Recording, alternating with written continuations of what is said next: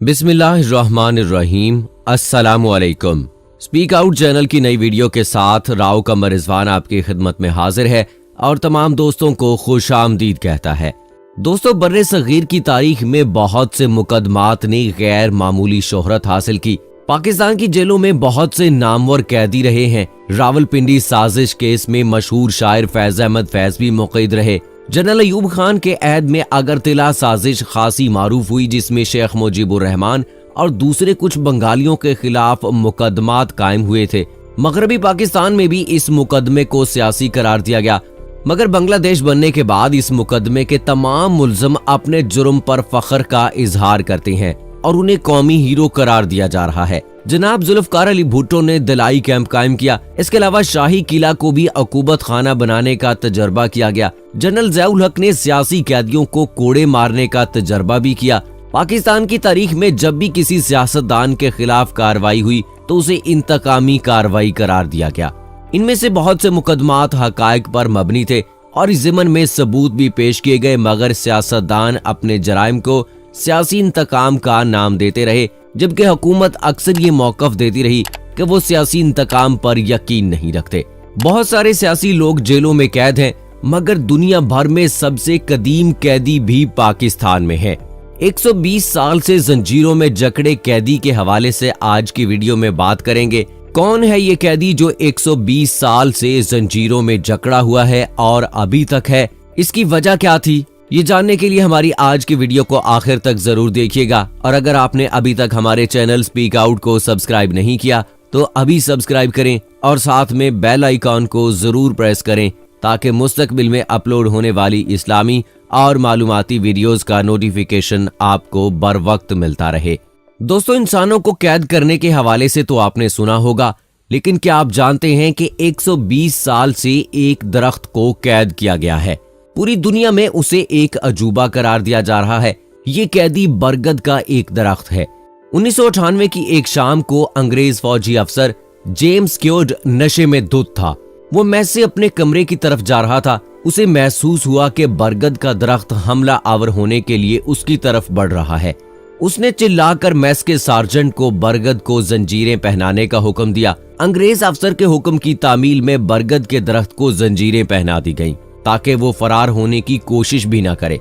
अगले दिन बरतानवी अफसर का नशा उतर गया, मगर उस वक्त बरतानवी इक्तदार अपने अरूज पर था।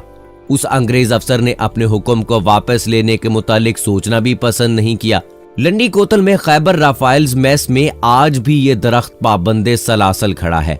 इस पर एक तख्ती आवेजा है जिस पर अंग्रेजी में लिखा है, मैं जेरे हिरासत हूँ। बरगद के इस दरख्त को 1898 में गिरफ्तार किया गया था।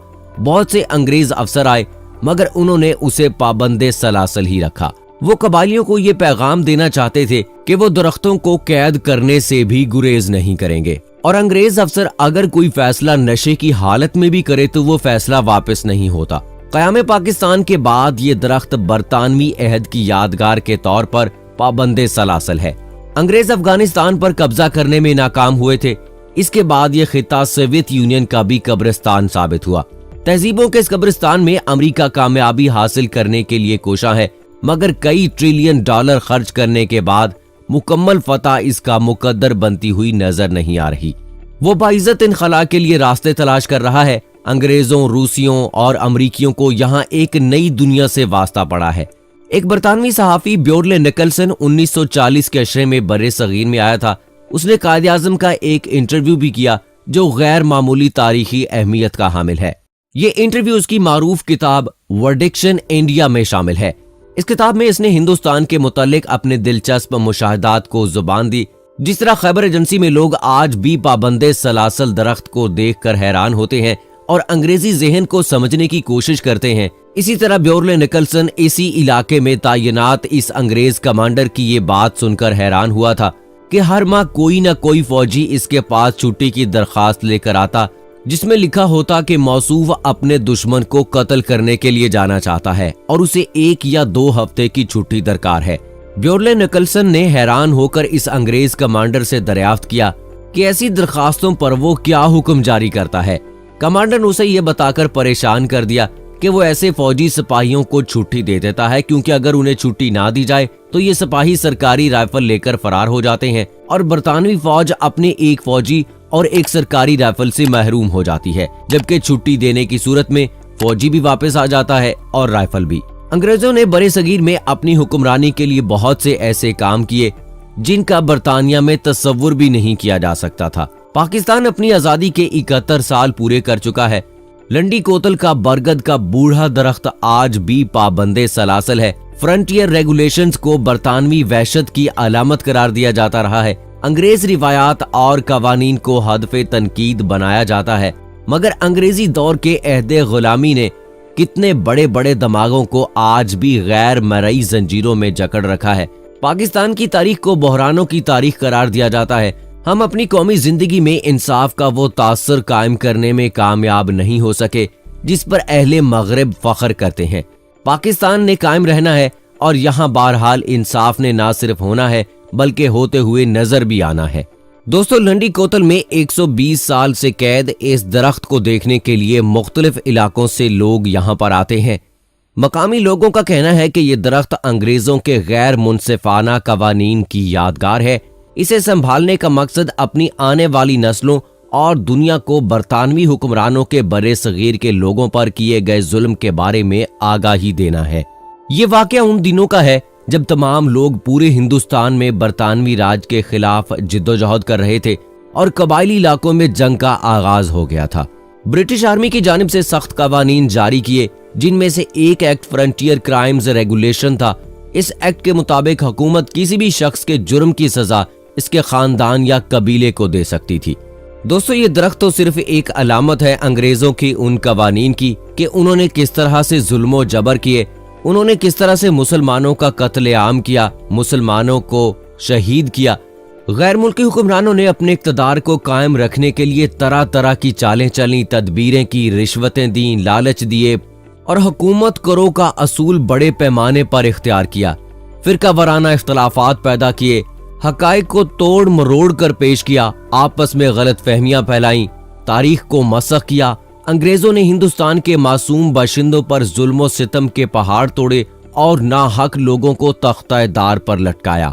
हिंदुस्तानियों पर नाहक गोलियां चलाईं, चलती रेलों से उठाकर बाहर फेंका, मगर उनके जुल्म सितम को रोकने और तौके गुलामी को गर्दन से निकालने के लिए बहादुर मुजाहिदीन आजादी ने इनका मुकाबला किया और मुल्क को आजाद करके ही इत्मीनान का सांस लिया।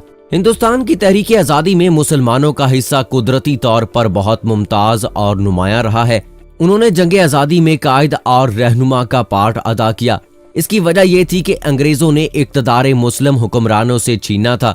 इक़्तिदार से महरूमी का दुख और दर्द मुसलमानों को हुआ, उन्हें हाकिम से महकूम बनना पड़ा। इसकी तकलीफ और दुख उन्हें झेलना पड़ी। इसीलिए महकूमियत और गुलामी से आजादी की असल लड़ाई भी उन्हीं को लड़नी पड़ी। अंग्रेजों से बाकायदा मुनज़्ज़म जंग नवाब सिराजुल दौला के नाना अली वर्दी खान ने 1754 में की और उनको शिकस्त दी। कोलकाता का डायमंड हार्बर और फोर्ट विलियम अंग्रेजों का मरकज था। अली वर्दी खान ने फोर्ट विलियम पर हमला करके अंग्रेजों को भगाया। अंग्रेज डायमंड हार्बर में पनाह लेने पर मजबूर हुए। उसे पहली मुनज़्ज़म और मुसल्लह जंग आजादी करार दिया जा सकता है। तारीख के सफ़ात में पलासी की जंग 1757 और बक्सर की जंग 1764 की तफसील मौजूद है। ये जंग भी हिंदुस्तान की शिकस्त पर खत्म हुई। इसके बाद अंग्रेज बंगाल, बिहार और उड़ीसा पर पूरी तरह हावी हो गए। दोस्तों, वैसे तो अंग्रेजों की तारीख और इनकी कवानीन के बारे में लिखा जाए या पढ़ा जाए या वीडियोस बनाई जाएं तो बहुत सारा टाइम चाहिए, लेकिन आज की वीडियो में हमने जो अनोखी बात आपको बताई वो ये थी कि जहां इंसानों को कैद किया जाता है, जहां अंग्रेजों ने इंसानों के लिए कवानीन बनाए थे, वहीं पर नशे में धुत इन लोगों ने दरख्तों के लिए भी कवानीन बनाए थे और इनके लिए सब कुछ जायज था कि अगर ये नशे की हालत में भी कोई फैसला करें तो उस पर कायम रहा जाएगा और उस फैसले पर अमल किया जाएगा। उस दरख्त को कैद किया गया और 120 साल गुजरने के बाद आज भी वो दरख्त उसी तरह जंजीरों में जकड़ा हुआ है, जो कि इस बात की अलामत है कि हम पर अंग्रेज किस तरह से हावी रहे और अल्हम्दुलिल्लाह आने वाले वक्तों में मुसलमानों का गलबा होगा और मुसलमान अपनी ताकत के जोर पर अंग्रेजों पर हावी हो जाएंगे और इंशाअल्लाह इस्लाम का बोलबाला होगा। सो दोस्तों, उम्मीद करते हैं कि आज की वीडियो आपको पसंद आई होगी। इस वीडियो को दोस्तों के साथ और सोशल मीडिया पे जरूर शेयर कीजिएगा और कमेंट बॉक्स में अपनी राय का इजहार भी जरूर कीजिएगा और मुझे अगली वीडियो तक इजाजत दीजिएगा। फी अमानिल्लाह।